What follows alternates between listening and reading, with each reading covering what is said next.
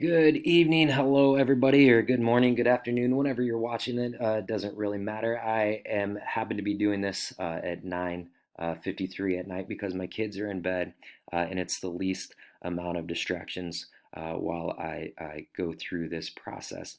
Just real quick, I just wanted to send this video out ahead of our meeting on Friday. I guess you can say try to flip the classroom just a little bit. Get the content in your hands tonight or in the morning. That way you can see the content and deal with the content and then be ready to ask questions on Friday. And I don't have to teach as much as just clarify and help you out a little bit more on there. And so we're going to hit the Zoom stuff here in just a moment. But before we do, I did want to show you Screencast-O-Matic. That is how I'm recording this video right now, so it will record your screen and you can narrate over top of it. You can record your voice over top of it. It's a great tool to share content with students as you demonstrate it, and you can record it once and share with everybody. You don't have to do it multiple times. Just drop it in your Google Classroom and get it to your students. So that's Screencast-O-Matic, so that's a good one to remember. Let's jump over to Zoom. A couple quick objectives for our Zoom portion of this is we're going to make sure everybody gets it downloaded.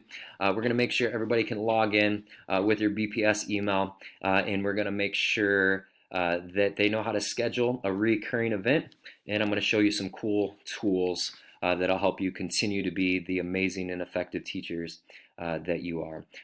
Knowing our staff, most of you probably are way ahead of this, and you're like, Ryan, we're professionals. You don't need to be demonstrating this for us, but I'm going to anyway, and just to make sure that we're all on the same page and clear with some things moving forward. So the first thing you're going to do is go to zoom.us/download. A lot of you are already using Zoom, so this isn't an issue. But if you haven't used Zoom yet, you want to download it and get it on whatever device that you're using. You can download it on a Mac or a PC. When you come to this website, if you're using a Mac or PC, it's automatically going to pull up the one you need right here, right there for you. And then you can also download it on other types of devices, tablets and phones and that such. You can see that it'll take you to the App Store, the Google Play Store. They actually do have Zoom for Chromebook too. And so if you're using a Chromebook for whatever reason, feel free to download it and put it on there. And it's I've never used it for Chromebook, but it should work fantastic as well. And so whatever device you're using, click download. Your folder is going to pop up. It's a basic installation. You don't have to do anything too special for it. My recording thing on my side is out or in the way, so it's not clicking at first. But just continue, okay, next, that type of thing to get to the end. Nothing special that you have to do. No trick questions or anything like that. Just get it installed. Once you get it installed, you'll see an icon like this right here. That's the Zoom icon. If you don't have it installed yet, click it, open up, and you're first going to come up to a join a meeting or sign in. Because you're going to be the administrator, we want you to sign in this case. So click sign in, and you're going to get the options of how to sign in. The beauty of it is everybody already has an account created through BPS using their BPS email address and password. And so to get to that, all you have to do is click on sign in with Google. You can see I have a bunch of email addresses already opened up on my computer. I'm going to find my BPS one, click it, and then open Zoom. Of course, if you're not already logged in like I was, you will need to enter your email address and password to make that work. For me, it defaults to the screen with meetings, and you can see that I already have some meetings here. This was a test one down here that I've done. This is the meeting we're going to have on Friday. This is a parent meeting that I have scheduled for Thursday evening. I want to jump over to the Home tab though real quick. Some of you will be taken right to the screen when you get in there, and that's fine. If you needed to just do a last minute meeting, that's the only reason I would recommend this in the case for what we're using for. If it's a last minute meeting, not anything really scheduled, go ahead and click that, and it's just basic settings, basic everything going to pop up. Join with audio. It's good that you can see my face now, I'm sure.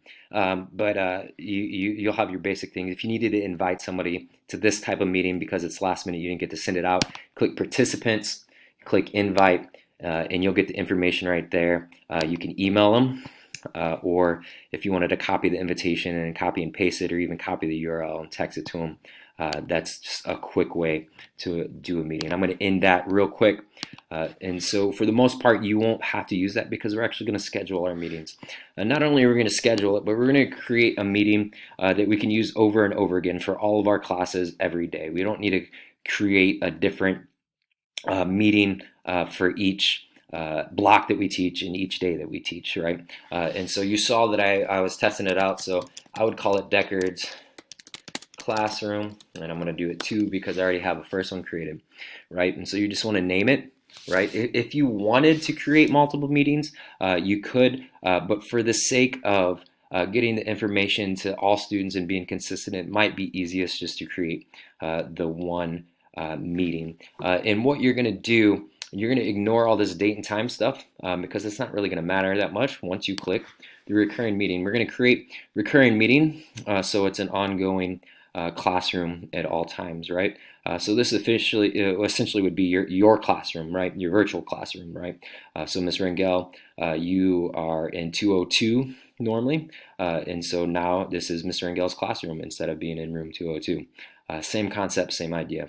You can let it generate automatically the meeting ID, which is what I default to, but you do also have a personal meeting ID that never changes, and it's the same for the most part. You can see once this goes over, the password will change. The BPS settings always that they've built into the background have some of this stuff already set in place, and that's why we're encouraging you to use your BPS email addresses. The OIT's worked really hard of adding and beefing up some of the security measures in place to help limit the Zoom bombing that's been taking place in a lot of meetings around the country right now, and just to enhance security and to protect the privacy of our students. BPS has worked really hard on that, so that's why we're really encouraging you to use your BPS email address, and the students as well. It'll be difficult for them to transition. A lot of them have only used their personal ones, but we want them to use their BPS ones as much as possible also. And so the next thing options you'll have is video. It defaults off for the host and the participants, but if you want the videos to automatically be on when they come on, they still do have to, on the participant side, they do still have to click yes that they want to show their video. But if you want to default it on, you would click on for video. And then audio, do you want to allow, it defaults to both telephone and computer, so they can use the link or call in on a phone number. If you want just it just to be computer, you would click computer. If you want it just to be telephone, I don't know why you would just click telephone. And so one of these two is probably going to be your best bet. And then it's going to offer here in a second to add this event to my calendar. And so it's asking what calendar I use right there. And then also here's some other advanced features. The waiting room is fantastic because especially if students aren't using their BPS email addresses, you can see who's trying to get into your room and approve them. And so that's a fantastic security feature. These other things, again, are things that BPS has defaulted for you.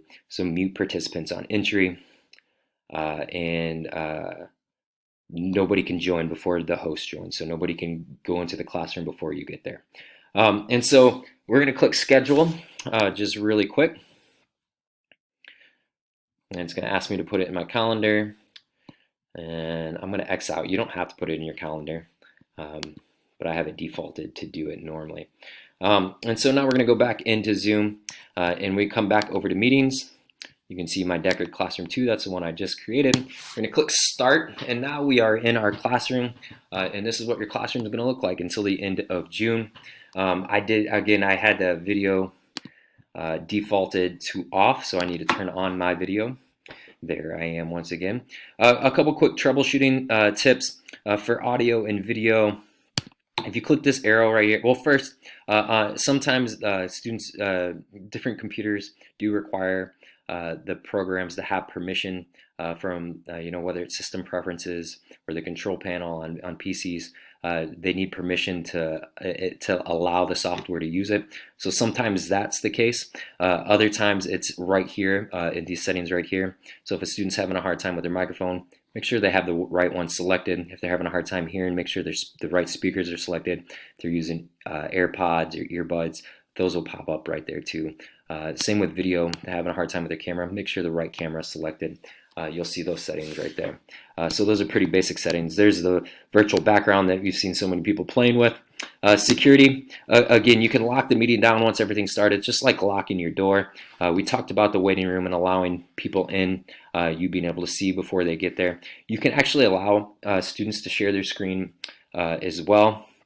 I wouldn't turn it on. You can turn it on in the middle of the meeting, and I wouldn't turn it on until you actually are allowing them. That way stuff isn't getting shared throughout your meeting.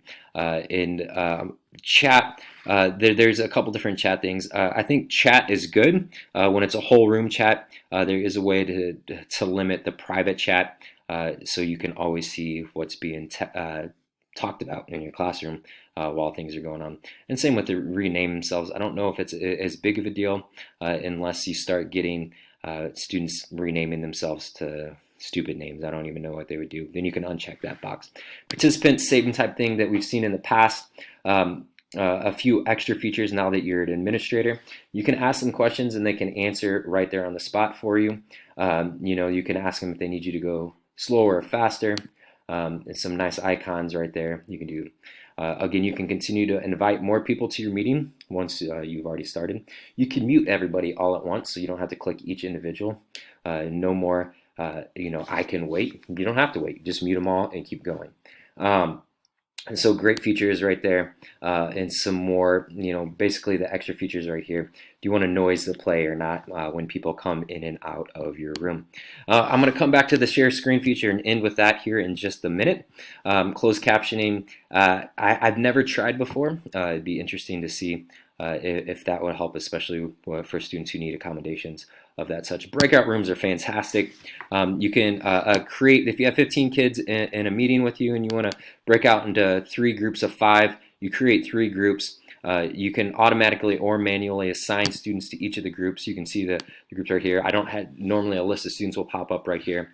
I'm in a room all by myself, and so it's not going to happen right now. But you can assign those rooms right there. If you want it automatically, you'll create this box or check this box right here. If you want the students to be able to go back to the main session at any time, you would leave that checked. If you want them to stay in their groups until you're ready for them, uncheck that box. You can give them a time limit on the break, and it'll also notify you. So if you need, spend 5 minutes in your your group, you would click 5 minutes, and there you go. And then also it would give them a 60-second countdown the way it's set up right now. You can change that to whatever you would like. So a great feature to continue just to change things up in your classroom and hopefully still teach effectively. A great tool. And of course, reactions, the hand clap and the thumbs up, right? And so we're going to go back to over here to share screen. I'm going to try to finish up in the next minute. So once you click share screen, it's going to ask you what you want to share. You can share just the window, so my Google Chrome browser, or I can share my whole desktop. I'm going to share my whole desktop at this point in time. Click share, and here we go. And now your settings are up here instead of the bottom. And everybody's seeing everything that you're looking at right here. Your video is moved over here, right? And so again, mute your audio things, menu still right there. Your video menu still right there. Your security menu still right there. Your participant menu, just click on it. It'll pop back up, right? You can pause the share if you don't want to, if you don't want to see them to see something for a second. You can annotate, all fantastic features. Right, and annotate right there on the screen, and they can see. But when you come over here to more, a couple things I just want to show you as we just wrap this up. If you're going to show a video, you can still show videos and share them with students via the screen share. But you want to make sure that this right here, share computer sound, is checked, and you want to make sure that it's optimized to show videos, and just so it's the best quality for your students. Once you're done sharing your screen, all you got to do is click stop share, and then hopefully you'll be at the end of your meeting, like we're at the end of this video, and you can click end meeting. You can just leave it. If you want to leave the students in the room, your classroom without you, that would be crazy. So I would end meeting for all. But other than that, we're going to talk more on Friday. Please feel free to reach out with any questions. And everybody stay well and stay safe, and we'll talk to you later.